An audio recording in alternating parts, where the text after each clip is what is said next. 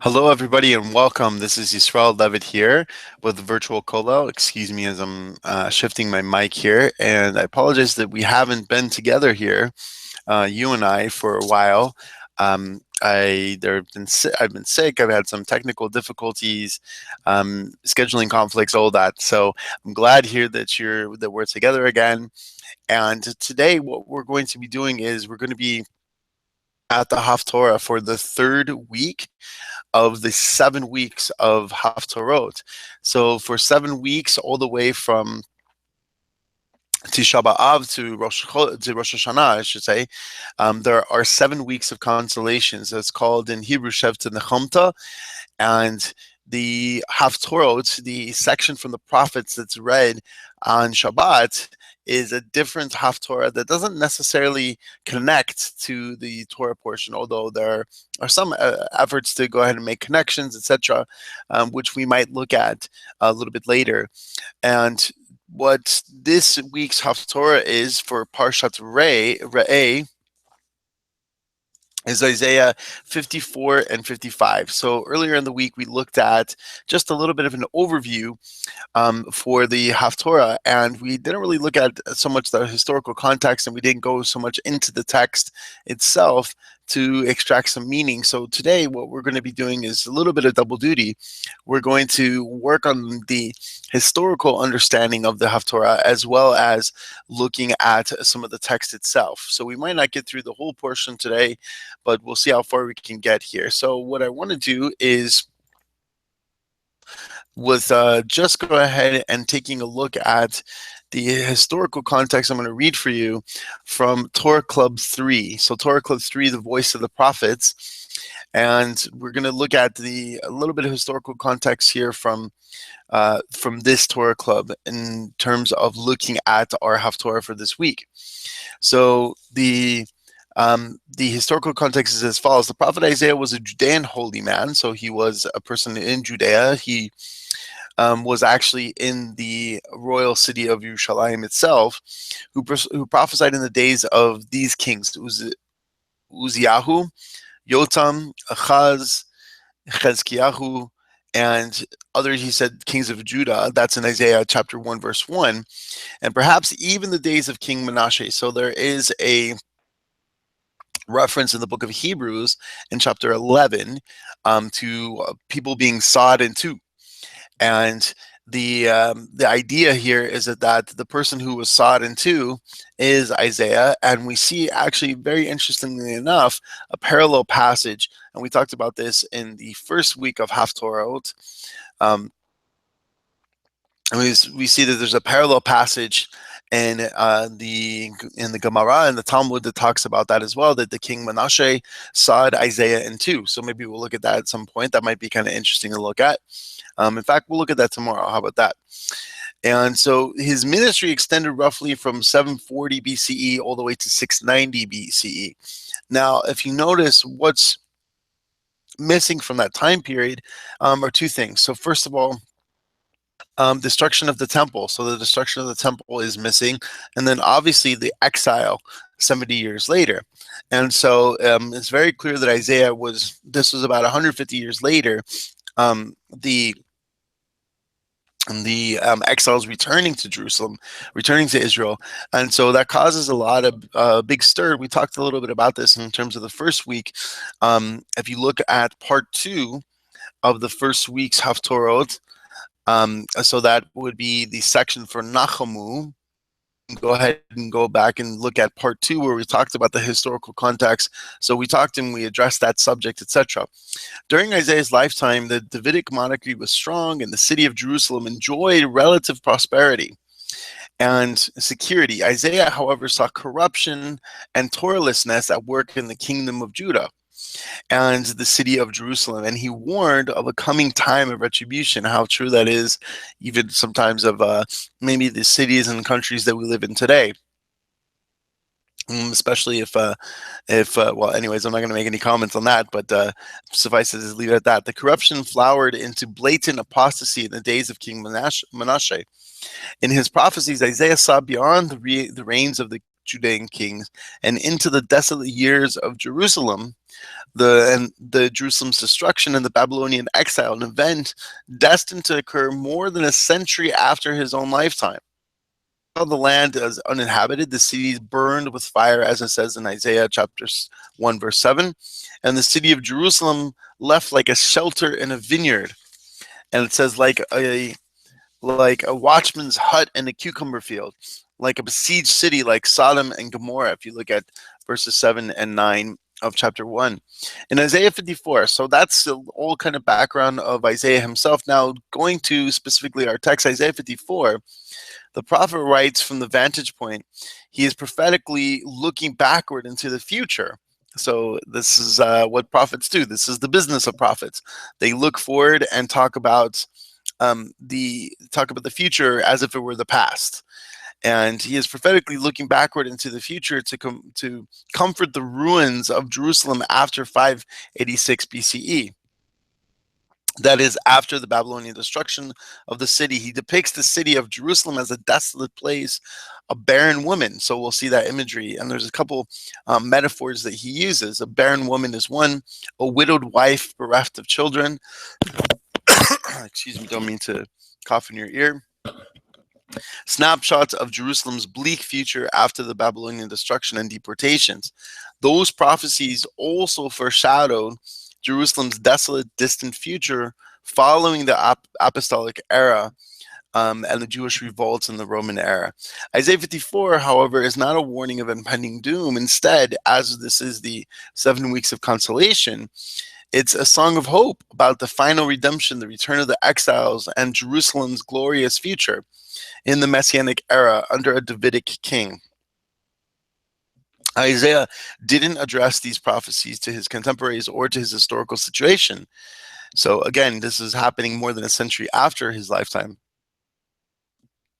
Instead, he left these prophecies behind to hearten later generations. He intended that they should encourage the exilic Jewish communities, which Babylon would deport in the 6th century BCE, more than a century after his lifetime, after we mentioned. The communities felt abandoned by God. They warned to return to their homeland. They wanted to return to their homeland, and they wondered if people of Israel had any future. And, so some of us might wonder about that as well in our own lives, but we'll leave that for right now. Isaiah left his prophecies about Jerusalem in the Messianic era to provide hope for those communities. His prophecies are even more relevant for us today. They're an encouragement to those of us who have been awaiting the restoration of Israel, the building of Messianic Jerusalem, and the return of our Davidic king for almost 20 centuries. So I think it's a very pertinent description by Pastor Daniel Lancaster for Torah Club Volume 3. So what I want to do right now is I'm going to share my screen and a couple of resources with you guys. So these are fantastic resources for everybody to check out. The first is this website called Haftorah Man. And as you can see here, the way that this works basically is it's not the most beautiful website I've ever seen. As you can see, what happens here is in Haftorah Man, he goes through the weekly Haftorah. He has a YouTube commentary that's usually about 5, 6, 7 minutes long or so. And then he has a little bit of a, let's see here. You know what? Let me go ahead and, I need to click on for this week's Haftorah. Excuse me. And he usually has a connection from the Haftorah to the Parsha. And he has a storyline of this week's Haftorah and, some, excuse me. Oh, excuse me, I'm sick. And he has Yeshayahu's biography, famous phrases, Haftorah's lesson of the week. He has a timeline. So this is interesting also for us as well. We'll take a look at all this in just a second.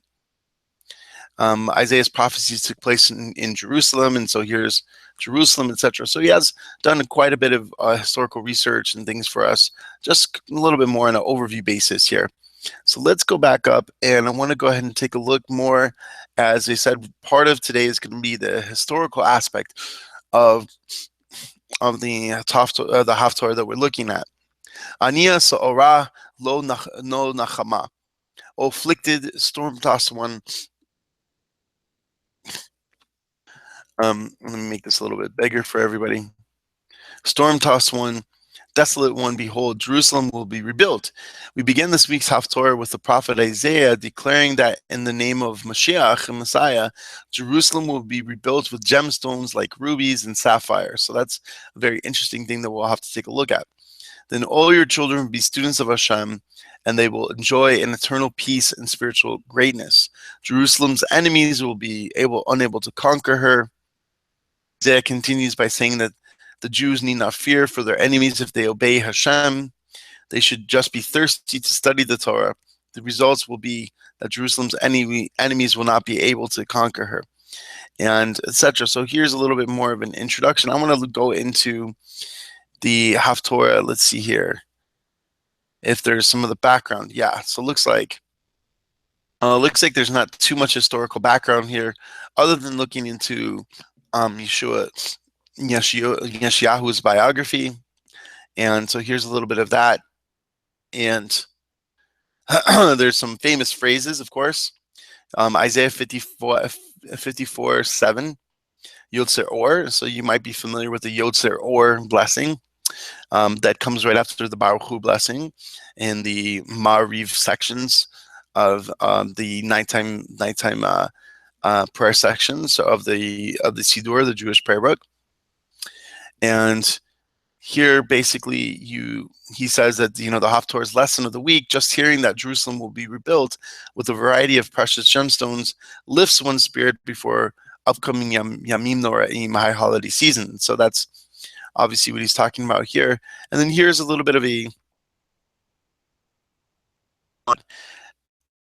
happening in our Haftorah. Now let's go ahead and I want to get into the text of the Haftorah. Let's see if I can do that here. Excuse me as I'm trying to go ahead and get out of this. Okay, so I think I need to go like that. There we go. Okay, so without further ado, we'll go straight to the text itself here. And we'll start looking at what I'm going to do today, as I'm going to be using the assistance of the Art Scroll Isaiah, the Art Scroll section of Isaiah, and it has some anthologized rabbinic and writings, etc. Take a look. We probably will not most the first section here, and we'll do that together right now. So. Excuse me. And tomorrow what we'll do is we'll take a look more at the Messianic or more mystical aspects of this week's Haftorah as we venture into looking at the text from a different angle. So the first verse right here, as we see, is the first imagery that Isaiah uses, Ania Sa'ara. And so he says, "Oh, poor tempestuous one." So another translation would be a storm-tossed, somebody who's storm-tossed one, an afflicted and storm-tossed person, because the word right here, sa'ara, is the same word for storm. Lo nuchama hine anochi marbitz bapuch avinaich besaparim. Here he talks about, in this section right here, he's going to set your stones with carbuncle and lay your foundations with sapphires. And so going to the commentary here, really this is for the sections all the way from verse 11 through 17, which is basically the first half of the Haftorah. Let's go ahead and take a look at the comments over here for that section. And it says here, but the Malbim, God assures Israel that even though the barren woman will rejoice with her children, the consolation will not yet be total. Nevertheless, the nation should be confident with the process of redemption that the process of redemption is underway. So looking at this first verse right here, we see obviously that we're looking at the Jerusalem being built up with jewels and gems and things like that. And so the first section right here of being afflicted and storm-tossed, and Rashi says this refers to Israel, whose heart is afflicted with stormy tribulations, or to storm-tossed Jerusalem. According to Targum, the Aramaic translation, Jerusalem darkened by storms is taunted by the nations who say that they shall never be consoled. Now, regarding this in verse 12, let's go ahead and take a look here at verse 12 as well. V'samti kad chod, sorry for that. Shumshosayich v'sha'arayich la'avnei ektach v'chol gevulech la'avnei chayfetz. And so here he says, I will make your windows of jasper and your gates of carbuncle stones and all of your border of precious stones. And here he says, v'chol bonaich limudei Hashem v'rav shalom bonaich. And all your children shall be disciples of the Lord, and your children's peace shall shall increase. So here, but these two verses here, talking about the imagery of jewels and sapphires and things like that. Let's go ahead and take a look at the comments here. So, according to the Brabanel, who is a 16th century commentator, the precious stones and gems of this verse and the next are metaphors for greatness, wealth, and honor. So literally, the question is, are these obviously gems and gemstones and precious stones, etc., that are going to be part of the rebuilding of Jerusalem? You know, is that something that's literal? Well, obviously, we saw it wasn't literal in Ezra and Nehemiah's time, who were contemporaries of the people that were rebuilding Jerusalem after the Babylonian exile. And so the question really is that the redemption will be so far-reaching here, it says the commentary, that even the floors will be made of precious stones. How much more so will every essential part of life be luxurious? So the idea here is that your life is going to go back to blessing. The Ibn Ezra says this is, as is the practice in royal palaces, that they're going to set the windows of jasper. So again, comparing this to royalty and talking about all of your borders being of precious stones right here. So the Pesik of the Rav Kahana, which is a midrash, is cited by the Mahara Yikara. He says, in the future, the boundaries of Israel will be filled with precious stones and pearls, and all Israel will be free to take whatever they desire. The midrash refers to chafetz right here, la'avnei chafetz, as precious stones, as stones of desire.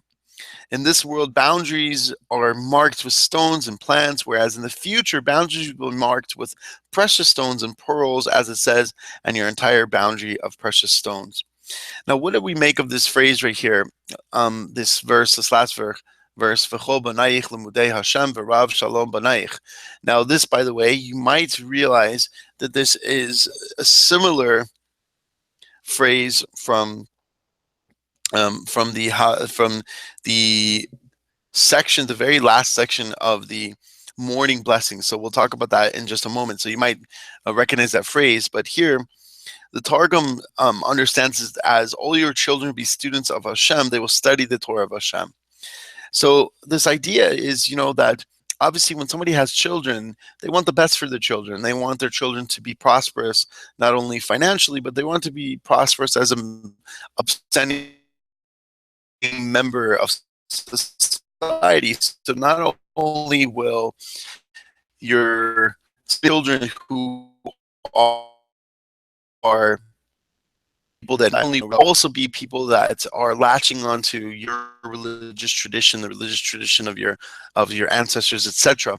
So it says here in the commentary, Rabbi Hanania in the Talmud in Brachot 64a, he expounds that the words "bonayich," your children, has the additional connotation "bonayich," your builders. So this is what we say in the ending section of the Shacharit prayer, the morning prayer from the Siddur. And it says, which teaches that Torah scholars build the world with their Torah. and generate peace in the world. And so the Nefesh HaChaim, an additional 19th century commentator, explains that the study of Torah and the performance of his commandments strengthen the spiritual basis of the world. And therefore, it's a physical existence as well. Thus, the students of Torah are actually building the world. And so here, as you can see, this word right here, banaich, can be translated as bonaich. Bonaich means builders. And so what's happening is they're saying that not only will your children be limudei Hashem, not only will they learn from Hashem, there will be Rav Shalom, there will be an abundance of peace or an increase of peace from your bonaich, from your builders, if you will. And so not only will your children grow up to be Torah scholars, but your children will also increase peace in the world as well. Now, let's go ahead and look at verse 14. B'tzedakah tikonani v'rachaki me'oshek ki lo sirai mimechita lo sikrav elayich. With righteousness, and you shall go far away from oppression. Chaki me'oshek. Why? Ki lo sirai mimechita. For you shall not fear from ruin. Why? Ki lo sikrav elayich. Because it will not come near you. So the idea here is just that distance yourself from all the oppression. So keep yourself far away from those who oppress you, says Rashi. This continues the concept of becoming established through righteousness. Your performance of righteous deeds will keep you far away from those who oppress you, and you will not fear it. Such deeds will free you from devastation, for it will not come near you, according to the Radak. And so the idea here is that all of this is tzedakah, that your righteousness will establish you and keep you far away from all these kinds of things. And I mean, we have nowhere further to look than just the book of Proverbs itself to see how many times it says the wise person does this and the fool does that, etc. And so being wise, learning from Proverbs, learning from God's Torah, his Torah, and how it's a blueprint for life, really leads us into being far away from oppression, far from fear and ruin, and etc. Continuing on, alternatively, if you distance yourself from oppressing others, as powerful people tend to do, you need not fear that God will bring devastation upon you to remove you from power, according to the Ibn Ezra. Now, homiletically, Jerusalem will be reestablished. This is according to the Chidah, a Sephardic commentator, will be reestablished by means of giving. And so here, tzedakah. So tzedakah obviously has a dual meaning. It means righteousness or right living, etc. Somebody who's tzedek, who's upright. But it also has a connotation of charity.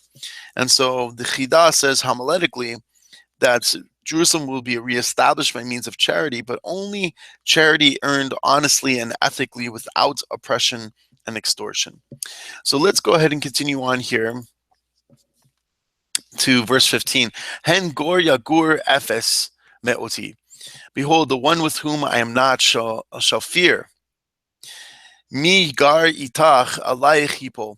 And whoever mobilizes against you shall defect to you. And another translation there, just to kind of smooth that out a little bit, they shall indeed gather together, but it is without my consent. Whoever will gather against you will fall because of you. You pull alayich. So this word right here, migar itach. So whoever gathers with you or against you, alayich yipol, because of you will fall. And so what's the meaning there of what's being talked about there? Give me a quick second. Lost my place for a second here.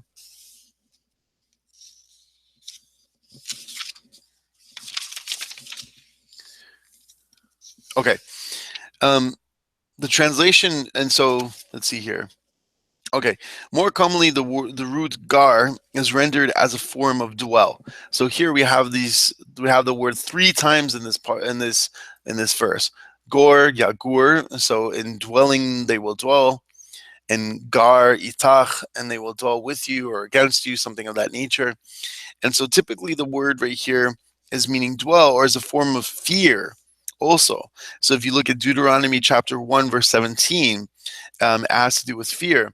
Rashi follows both renderings of the word. He renders the first part of the verse, they may indeed fear those for whom I am absent. He renders the second half of the verse as a form of gathering, like Radak, above. Again, how this is translated according to Rashi's understanding is that Gor Yigar, no, I'm sorry, Gor Yagur, there we go. That part right there. May indeed gather together.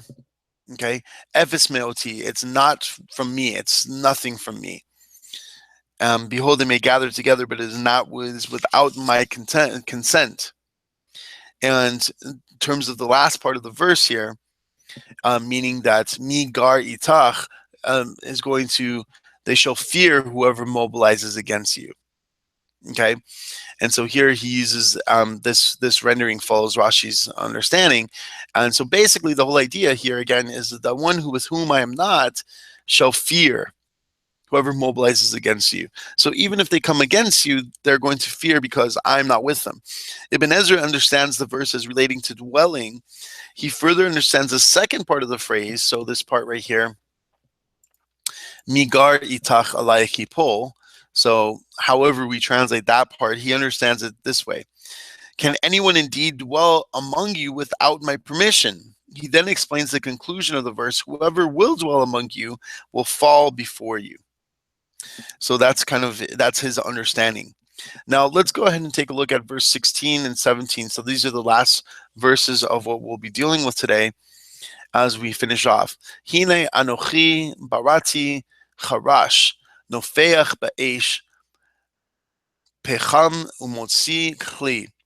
Now behold, I have created a smith who blows in a charcoal fire and produces a weapon, l'ma'asehu, for his work. Okay. Now this word chli isn't necessarily a weapon; it's just it's a vessel. So here we'll look at why this is translated as weapon right here. Ve'anochi barati mashchitz lechabel, and I've created a destroyer to destroy it. So the second half of the verse is the remedy for the first half of the verse, according to the Radak, Rabbi David Kimchi, a medieval commentator. You need not fear weapons, not even the massive weapons of destruction that will be brought against you in the war of Gog and Magog, which we'll talk about in the next chapter. Just as I am the one who created the producers of those weapons, I have also created the power to annihilate them. So if you can understand here what's happening, he says that, I mean, you can imagine here is this exiled people that this is being read to or spoken to or etc. And they're in Babylon. They're in a nation that's taking them over militarily. And so then what happens is that, they're big and they're strong and powerful, etc. And so you think there's no way that I can go ahead and go up against them. That's not going to happen. No way. But see, what Hashem is trying to say is that he's created the smith who blows in the charcoal fire and the weapon for his work. So in other words, is that not only are the people that are using the weapons Hashem's creation, but also the weapons themselves are his creation. And so therefore, entirely Hashem is in control of everything. And then last, we have this very famous verse right here, Kol Kli Yutzar Alayich. So any weapon formed, or here it says wedded, Whetted. Okay, so we'll talk about what that means in just a second. Lo Yitzliach, L'chol Lashon Takum Yitach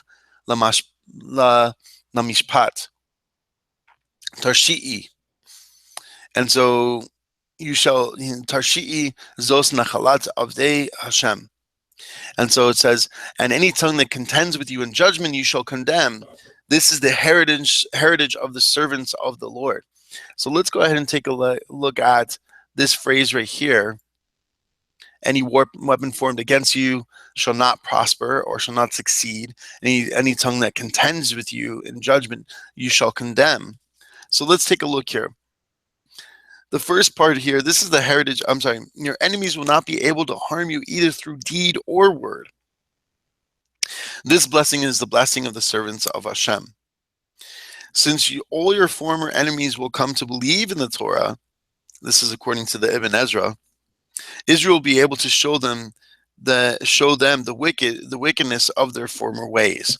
As another idea here by the Ibn Ezra. Now, what I want to do is I want to go ahead, and I want to look up a couple different things here. And looks like we are back together here. So let me go ahead and just share something with you. Give me a quick moment here. Okay. There we go. So then what I want to do is I want to go ahead and take a look back at this section here. And this time what I wanted to do is put Rashi's comments on here. So you can go ahead and see that. Whoops. Sorry, a little bit. Okay, the screen, there we go, is not centered. So sorry about that. And let's go ahead and take a look at verse 17 here. So 17, any weapon that shall whet and sharpen for you. So Rashi understands that the Yutzar right here has to do with being sharpened. Now, a couple of different places that you can go to look at things for language. Okay, so obviously I just want to go ahead and go to dictionary.com to look at the word wetted and see what that translation is, etc. But another place I wanted to go ahead and show you, there's a site that, although it is a site for modern Hebrew, sometimes has a very good understanding of biblical and Talmudic Hebrew, rabbinic Hebrew as well. And one last site is called Blue Letter Bible. There are other sites that also have similar types of tools and things like that, but this is one of the best ones and the easiest ones that I found, just from my own personal study. Here, give me a second. Okay, there we go. Whoops. Correctly, but there we go. We'll get that in a second. So the word wetted, by the way, let's go ahead and take a look at that. And then also I want to go ahead and take the word yutzar from the commentary. Go ahead first and look at Rashi, and then we'll go ahead and put it into the modern Hebrew Milon, the dictionary. So here Rashi, he talks about the word yutzar, and he says it's an expression similar to, in Joshua 5:2, sharp knives. Chavatsurim. And let me go ahead and make this a little bit bigger, so perhaps you can see this here.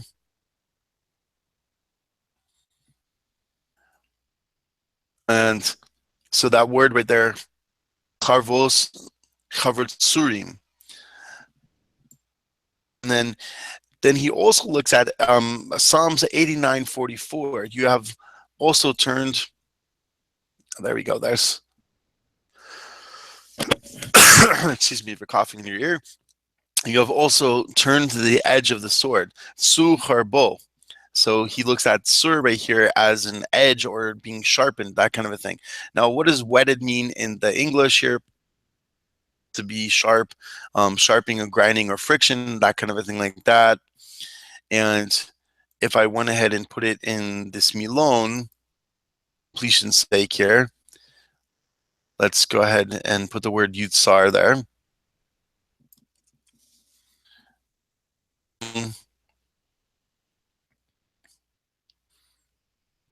And I'll show you that here. And maybe perhaps we'll look at Blue Letter Bible a different time.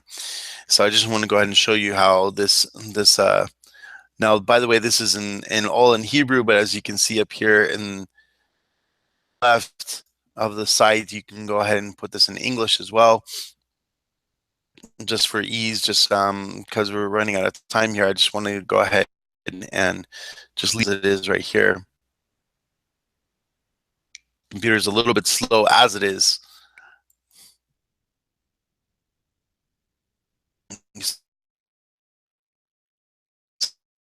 So that's just a couple seconds. And so here it gives us a bunch of different understandings. But if I look at the producer, and then Yatsar is to create, Yutsar to be produced, to be created, Yotzer creative, and then here more kind of what our modern day Hebrew equivalent would be. So Hutzar, let's see here. Sorry, I'm having a couple difficulties here. So Hutzar, this word right here, would obviously mean to be made narrow. Okay. So anyways, all of that I just wanted to go ahead and show you, give you a little bit of couple tools there for the purposes there. And I wanted to go ahead and end today with basically just, first of all, asking if there's any interaction, any questions. I see that we have a visitor here, so thank you so much for signing on and being with us, Mrs. Clark here. And so also I just wanted to thank everybody for joining me. And in this Haftorah, obviously we're talking about Israel, that is an Israel who is in exile and who is in a bottom position, and a position of maybe hopelessness and despair, and not thinking that anything is ever going to turn up, not thinking that everything is going to turn out right for them. But then what happens is that God says, no, not only is it going to turn out right for you, not only are things going to turn around for you, but you're going to be in a place of royalty. You're going to be in a place where you're going to be of such great abundance that you're going to have gemstones and precious stones that are going to be for your just main buildings, for windows, and you're going to have your streets, they're going to be laid with gemstones, and your boundaries are going to be all of that. And so I think, what is this Haftorah meaning to do? It's meaning to give hope. It's meaning to give hope to those who are in despair, to those who are storm tossed, to those who basically everything is coming in around them. And so see, the Haftorah goes with somebody's life. In my own life, I'm definitely feeling the pressure of being storm tossed, if you will. But then what I see that in this Haftorah, there's a glorious hope, not only a glorious hope for Israel, but using the principle of Kal V'chomer, that from the little to the great, that if God can do that for an entire people group, an entire nation, how much more can He do that in my life and in your life? More can God bring beauty out of ashes, as the prophet says?